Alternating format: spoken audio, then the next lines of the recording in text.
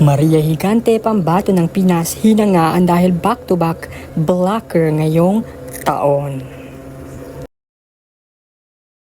Macaulay the PH, your passion the lover channel. Mag-subscribe ka na!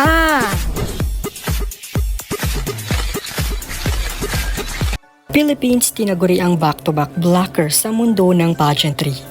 Isa na namang back-to-back winner ang hinadlangan ng Pilipinas matapos makoronahan ang pambato ng Pinas na si Maria Higante bilang Universal Woman 2024. Last two, standing sila ni Miss Venezuela na kung saan ay target sana ng Venezuela ang back-to-back crown matapos nilang masungkit ang corona noong Universal Woman 2023.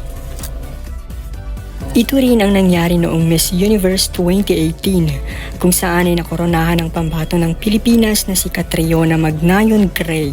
Last two, standing sila ni Miss South Africa kung saan ay back-to-back rin sana ang South Africa sa taong ito dahil sila ang kinoronahang Miss Universe 2017 ngunit naipanalo nga ng Pilipinas ang corona noong Miss Universe 2018.